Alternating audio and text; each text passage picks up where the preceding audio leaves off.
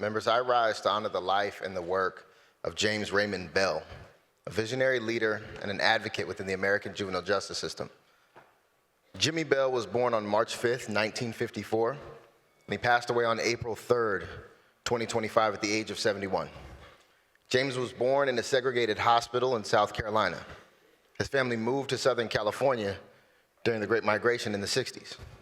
He attended high school in Pomona and later graduated from Cal Poly Pomona and then Hastings College of Law.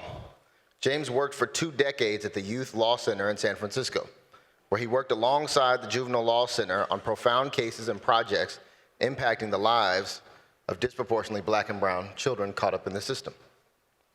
In 2001, James Bell founded the Hayward Burns Institute, an organization focused on addressing racial disparities and the disproportionality within our juvenile justice system. The Burns Institute is named after a mentor, a civil rights activist, William Hayward Burns, who was a leading figure in James's life. Throughout his own life, James embodied the spirit of the Institute's namesake. He inspired countless people to take action towards a brighter tomorrow, including myself.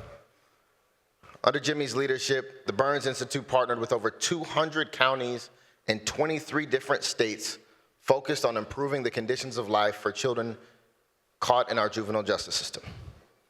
His organization played a significant role in 2 of the most prominent juvenile justice initiatives over the past 40 years. The first is the Annie Casey Foundation's Juvenile Detention Alternative Initiative, which aimed to reduce the reliance on locked facilities and probation for youth who really just needed a hand up and an opportunity.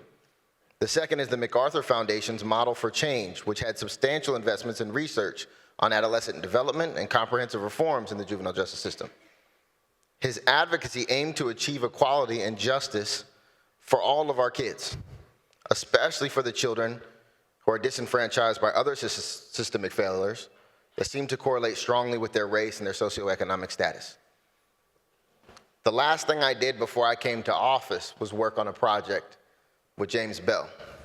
See, in LA County, we have more children locked up than any county anywhere in California. And our probation department had been known to be failing them for some time. So James came to town and we partnered up and we convened thousands of young people for meeting after meeting after meeting in every corner of the county. And then COVID hit. And I remember telling James, I don't know how we continue this project in the middle of a pandemic. And he organized some of the largest Zooms I had ever seen. Hundreds and hundreds, and at times 1,000 people logging on to talk about what a brighter future in LA County could mean for our young people and for our struggling families. Coming out of the report that James and I wrote together, along with a few others, the County of Los Angeles established the Youth Development Department, the first such county department anywhere in California, dedicated to uplifting and providing opportunity for young people and alternatives to incarceration for children who just need a fair shot. James fought the good fight. Now may he rest in power and his legacy continue on through his son, Michael, his sister, Elena, grandchildren, Julian and Colette, a bevy of nieces, nephews, and cousins. James was one of those people who just made you feel better about the world, made you feel like we could live in a better place. And he did it with levity, and he did it with charm, and he did it with style. More importantly, he did it with grace and compassion.